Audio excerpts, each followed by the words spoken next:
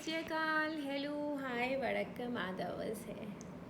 मैं प्रेरणा या शालिनी, कुछ भी कह सकते हैं। आज आप लोगों के सामने फिर से आई हूँ। आज शनिवार है। वैसे तो मैं स्टोरीज़ लिखती हूँ। मेरा अपना यूट्यूब चैनल है रूहानी बातें विद प्रेरणा। रिसेंटली मैंने एक स्टोरी डाली है जॉफरी के ऊपर। तो बहुत सारे लोगों को थोड़ा सा ये लगा कि उसका एंड अच्छा नहीं था। क्योंकि पॉजिटिव नहीं था। मैंने लड़की को ब्रेव नहीं दिखाया, कि लड़ते हुए नहीं दिखाया अपने लिए। तो मैं सब लोगों से ये कहना चाहूँगी जिन्होंने भी उस स्टोरी सुनी है कि सारी लड़कियां ऐसी नहीं होती हैं कि समाज से लड़ सकें और इतनी हिम्मत कर सकें। इसीलिए मैंने ये स्टोरी लिखी। अगर ऐसी होती तो मुझे लिखने की ज़रूरत ही नहीं पड़ती। और एक बात और मैं बोलूँगी, ये जो मैं स्टोरीज़ अब ला रही हूँ ये सब ट्रू स्टोरीज़ हैं, रियल स्टोरीज़ हैं। तो मैंने उनको चेंज नहीं किया है। जैसा हुआ है वैसा मैंने लिखा है। मैं उसको कोई बहुत खूबसूरत बना के सबके सामने नहीं लेकर आना चाहती थी कि खूबसूरत बनाऊं और लोगों से वाहवाही लेनी है और ये करना है। इसीलिए मैंने उसको जैसी थी वैसे ही छोड़ दिया। तो ये सच में होता है लड़कियों के साथ आज भी, और अभी भी हो रहा है। और बहुत सारी लड़कियां आज भी इसके अगेंस्ट आवाज़ उठाने की हिम्मत नहीं करती हैं। तो ठीक है, जो बोला गया, माँ बाप ने बोला जैसा वो कर लिया। तो मैं नहीं समझती कि हर स्टोरी का एंडिंग बहुत पॉजिटिव होना ज़रूरी होता है। हम स्टोरीज़ लिखते ही इसलिए, स्पेशली मैं तो इसीलिए लिख रही हूँ अभी ये स्टोरीज़ कि आप ये भी देखो कि इसके आपके नज़रिया के सिवा दूसरा कौन सा एंड हो सकता है या होता है, और हम उसे कैसे चेंज कर सकते हैं। मैं ये चाहती हूँ कि जो मैं अब लिख रही हूँ उससे बहुत सारी लड़कियाँ सीखें कि हाँ, हम इसको चेंज कर सकते हैं, जो जिनमें ये हिम्मत नहीं है। तो स्पेशली ये उनके लिए है, ये उनके लिए नहीं है जिनमें हिम्मत है समाज से लड़ने की और पेरेंट्स से लड़ने की, या सबसे कहने की कि हाँ, हम ये शादी नहीं करेंगे, हम दहेज नहीं देंगे। तो जो लड़कियां ये नहीं कर पाती उनके लिए लिखा है, जिससे आगे से ये चीज़ ना हो।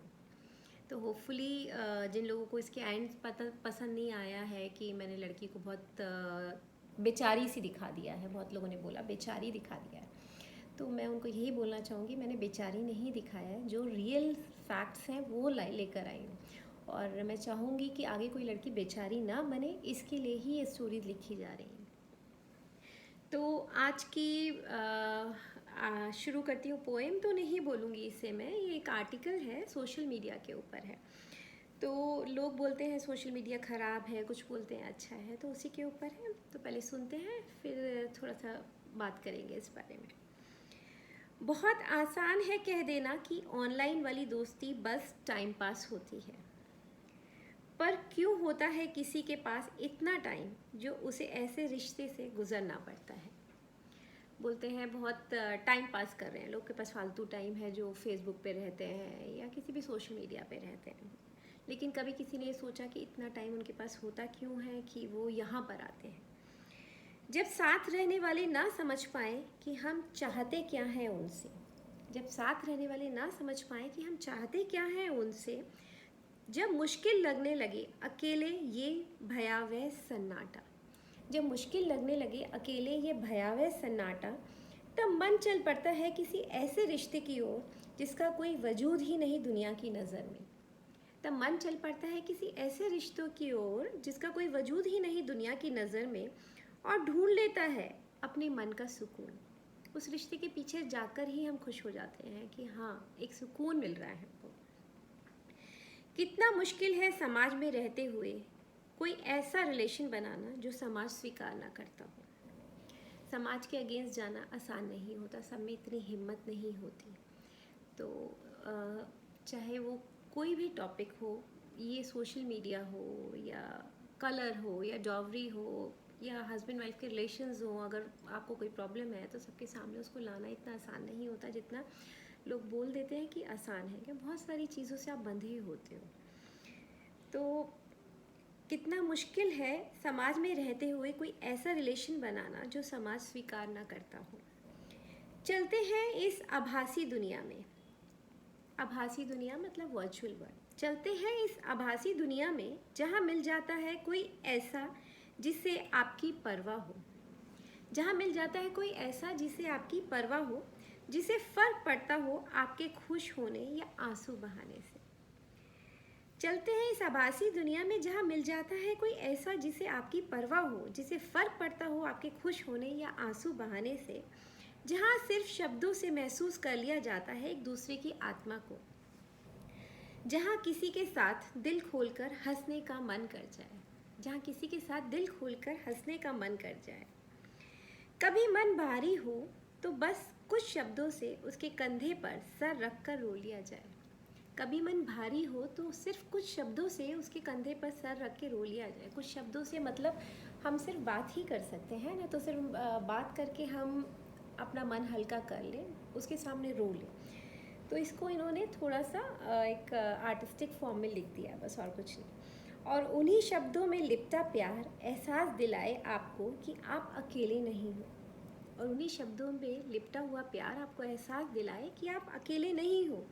कोई है आपके साथ जो आपके मुस्कुराने की वजह बनना चाहता है। कोई है आपके साथ जो आपके मुस्कुराने की वजह बनना चाहता है।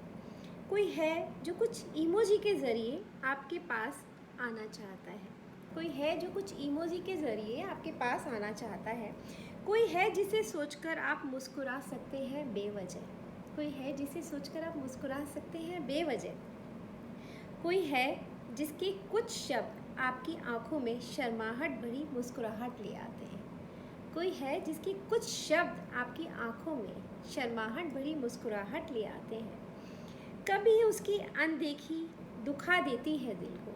अनदेखी दुखा देती है मीन्स कभी अचानक से वो इंसान गायब हो जाए बिना कुछ बोले, या कुछ हो जाए उसको, तो जब वो नहीं होगा तो आपको उसके नहीं होने से फिर तकलीफ़ होती है। जैसे रियल वर्ल्ड में हमारा कोई अपना चला जाता है तो हमें तकलीफ़ होती है, चाहे लड़ाई हो गई हो या किसी का ब्रेकअप हो गया हो, या भगवान ने करे कोई ऊपर वाले के पास चला गया हो, किसी ने बुला लिया। और डेथ भी एक नेचुरल चीज़ है जो होती ही है।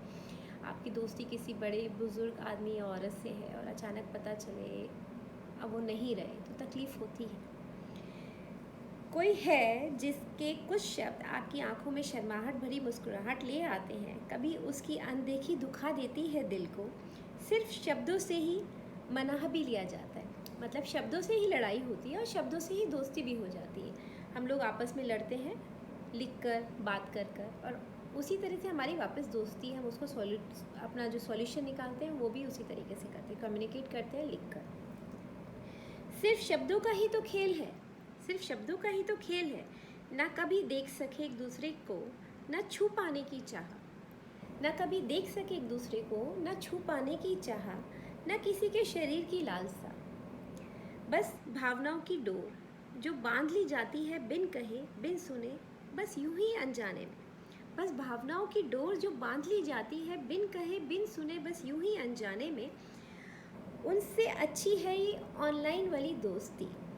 राइटर का कहना है कि बाहर के रिश्तों से उनको ये ऑनलाइन वाली दोस्ती ज़्यादा अच्छी लगती है। शाश्वत रूप नज़र आता है मुझे इस दोस्ती का, सिर्फ मन का रिश्ता, क्योंकि और कोई रिश्ता तो है नहीं ना। आप सिर्फ बात कर रहे हो, आपका कोई फिज़िकल रिलेशनशिप नहीं है। बहुत बार एक दूसरे को हमने देखा भी नहीं होता, दूर से किसी से दोस्ती होती है, हम मिले नहीं होते। सिर्फ क्या है, शब्दों का ही तो रिश्ता है हमारा, जिससे हमारे जज्बात बन जाते हैं एक दूसरे के लिए और हम जुड़ जाते हैं।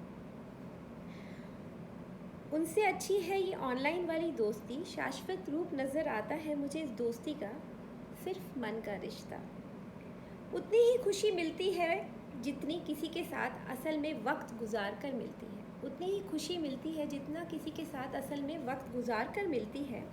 अलग होने पर दुख भी उतना ही होता है, अलग होने पर दुख भी उतना ही होता है। टूट जाता है इंसान उतना ही जब दूसरा छोड़कर चला जाता है। लोग बोलते हैं ये वर्चुअल वर्ल्ड है, कुछ रियल नहीं है, लेकिन फिर भी क्यों तकलीफ़ होती है जब कोई चला जाता है। अगर ये नकली दुनिया है तो हमारी क्योंकि हमारी वो नकली खुशी जो हमारी उससे मिल रही होती है, जिससे दुनिया नकली खुशी बोलती है, लेकिन बहुत लोगों के लिए वो असली खुशी होती है, वो चली जाती है। तो हमें तकलीफ़ क्यों होती है अगर ये नकली दुनिया है तो? नहीं, क्योंकि हमारे इमोशंस तो असली होते हैं। वो लोग, कुछ लोग फेक होंगे लेकिन सब फेक नहीं होते, लोग भी असली होते हैं, हम भी असली हैं, हमारे इमोशंस भी असली हैं, जो हमने बात की है वो भी रियल है। उतनी खुशी मिलती है जितना किसी के साथ असल में वक्त गुजार कर मिलती है। अलग होने पर दुख भी उतना ही होता है। टूट जाता है इंसान उतना ही जब दूसरा छोड़कर चला जाता है। टूट जाता है इंसान उतना ही जब कोई दूसरा छोड़कर चला जाता है। ये मन के रिश्ते कभी समझ में नहीं आएंगे तन चाहने वालों को। तो राइटर का कहना है कि ये जो हम मन से किसी के साथ में जुड़ते हैं, ये उन लोगों को कभी समझ में नहीं आता है जिनको सिर्फ तन की चाह होती है। कि बहुत सारे लोग यहाँ पर इसके लिए भी आते हैं। मैक्सिमम मैं बोलूँगी काफ़ी लोग हैं जो सोचते हैं कि हाँ भाई कोई फ़ीमेल मिली, चलो भाई उसको अप्रोच करो, कोई तरीका मिल जाए उसके साथ, कुछ नहीं तो वर्चुअल सेक्स ही कर लेंगे हम। तो ये बहुत सारे लोगों के सोच होती है कि हाँ दोस्ती करिए, सबसे पहले खुद के इनबॉक्स में पहुँच जाओ।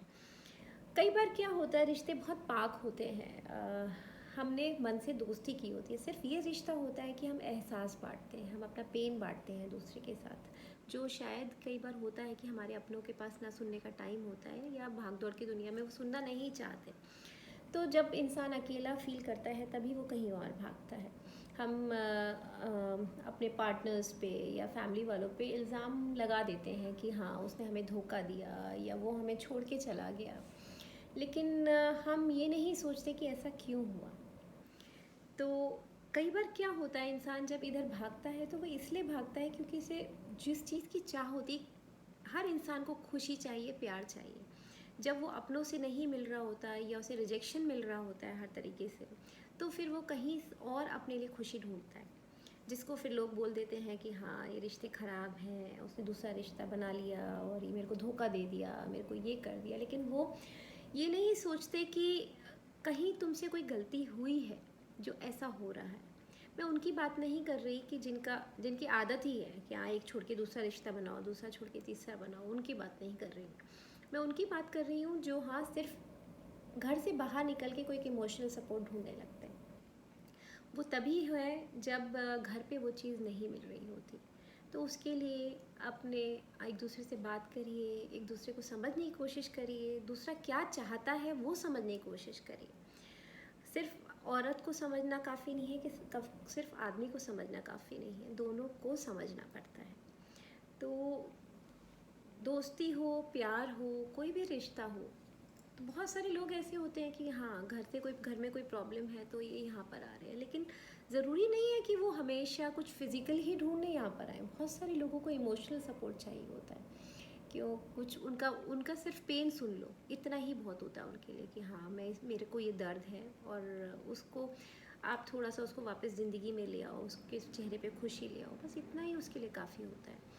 तो मैं ये नहीं बोलूँगी कि हमेशा सोशल मीडिया ख़राब होता है, या क्योंकि लोग भी असली हैं, हम भी असली हैं, बहुत सारे फेक अकाउंट्स होते हैं वो अलग है, लेकिन सब कुछ ख़राब नहीं होता। हम यहाँ पे बहुत कुछ सीखते हैं, बहुत सारे रिश्ते बनाते हैं, असली भी नकली भी होते हैं, कई बार धोखे भी खाते हैं। तो रियल वर्ल्ड में धोखा नहीं खाता क्या इंसान?